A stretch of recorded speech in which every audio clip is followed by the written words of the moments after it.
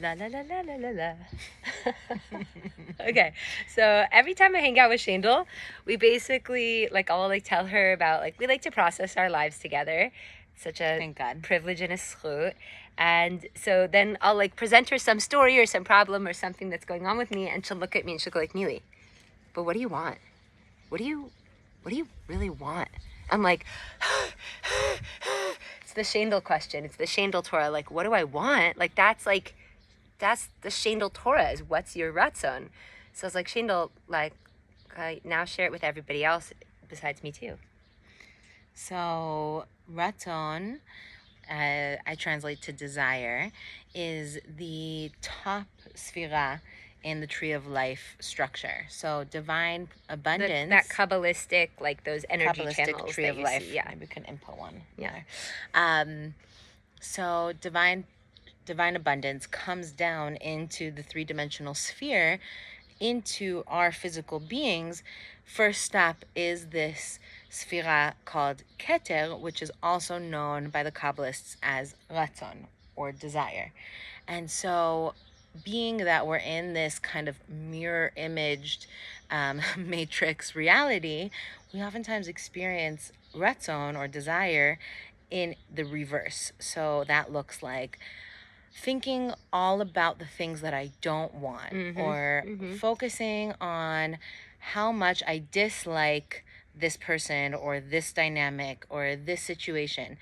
And the calling or the invitation from the divine in that experience is actually to turn it around and to look at, what do I actually want, right? So we can, we sit here and we talk about the things that are going on in our lives, and it comes back to this place often of, if there were infinite possibilities, what would I choose? Want? Right, what do you choose? And it's even in our client work too, Shaindel's a transpersonal, how do you say? Transpersonal psychologist, and I'm a spiritual psychotherapist.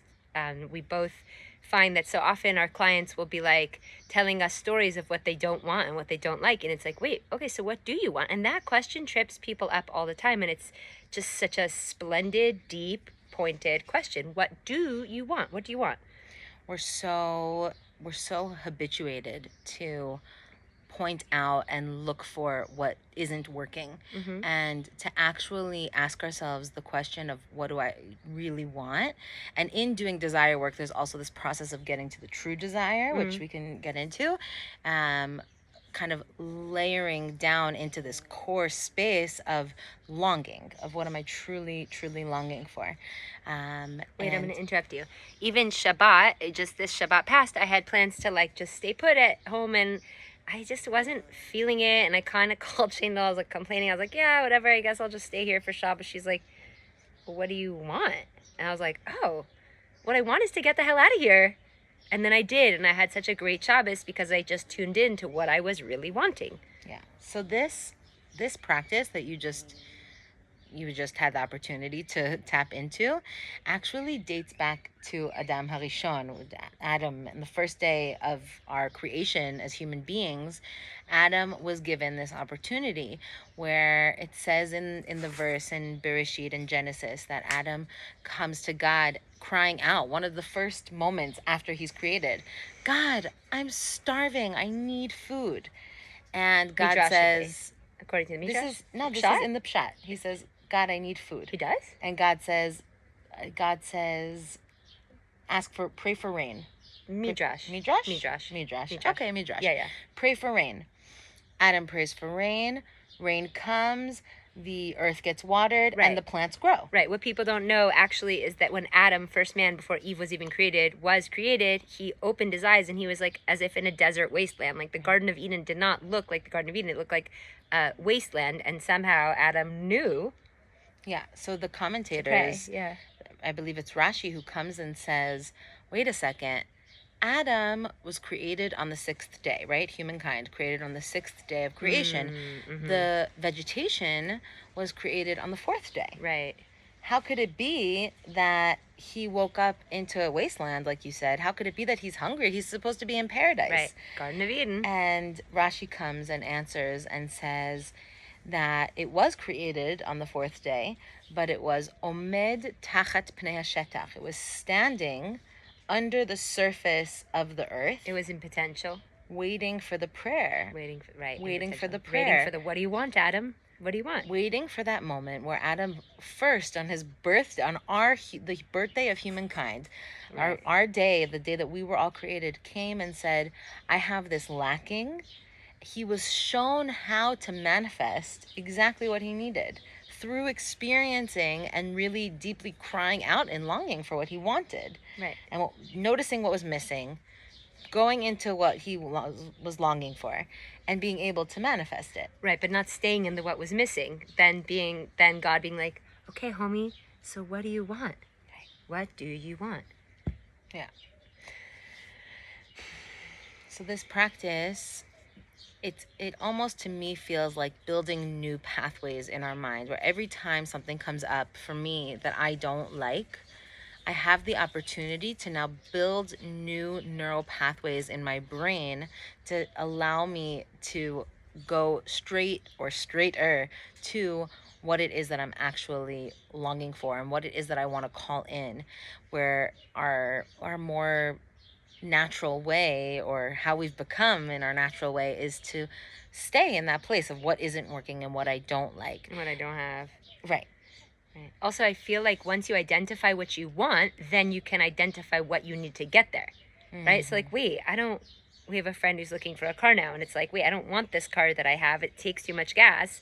Well, what do you want? Oh, I want a new car. Okay, well, what are you going to need to do to get there? So once she could identify what she wanted, then she could start taking the steps towards what she wanted, as opposed to just sitting in the dissatisfaction. Right. And then the other thing I wanted to have you riff off of, if you feel like it, is this idea that we are always saying like, oh, well, what are we doing in this world? Like, what are we here for? Oh, we're here to serve God's will, God's desire. But the truth is that the reason God gives us our own Ratzon, our own desire, is because God truly, what we believe and what we've learned is that God truly wants for us what we want, like what you really want. Like, we're not talking about like evil desires. Like, mostly what you want is something that is called from within your heart, even from your childhood. Like, what we want is really precious if we honor it. If we choose to honor that which we want, then that will actually, by putting ourselves in line with our own Ratzon and our own like Sfirot and our own Keter, will then align us with what God wants. And we'll just have like humans walking around happy,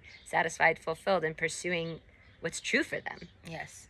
And I mean, you just said, kind of in a side note, about evil desires. Like, when we do this work with getting to our core desire, right, what we see is that there is no evil desire. Right. The evil desire is like the coding of outside of what the true desire is. Right. And really, the only evil that there is the duality. And when I can go back into that space of my own spirit, my own soul, the part of me that is God, so that's exactly what happens. What you're describing is that this alignment of aligning my will and the will of the Creator happens, and that is when I become a conduit for co-creation. Totally. Wow, well said. Yeah. Right. There you go. Two friends on a couch talking about deep stuff. I just love it because it, like, for me, it's helped me get unstuck.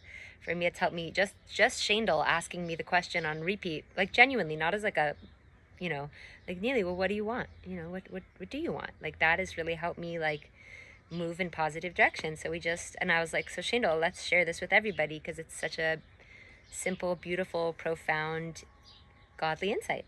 And I will say, like, in closing, that I think we are taught from a young age, especially in the West, that what we want is bad. That there's like this evil desire thing, or we can't really have what we want, or money doesn't grow on tree. All those. I don't deserve it. I've heard clients say. Yeah, you have to work really hard to get the things that you want. It's going to be hard. It's going to be tough. And this kind of programming, either that we've been taught or that we've programmed ourselves to believe, is actually working against our own Ratzon, our own what we want.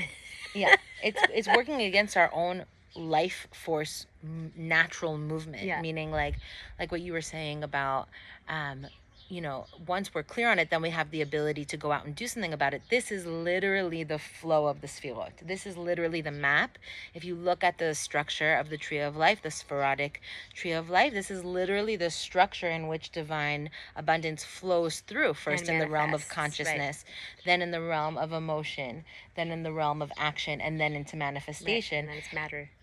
And when we're not allowing for these, but when we have this belief that what I want it can't be, or what I want is bad, we're literally stopping or clogging up the pipelines of that flow that is naturally happening. It's going to be happening whether we believe it's evil or we believe it's good. Possible or not possible. It's happening. Is we stopping it or allowing clearing the flow? And it all starts with the Ratzon. So we want to ask you the question: what do you want? What do you want? What do you want? Yay! Thanks for hanging out with us. We always wanted you to hang out with us.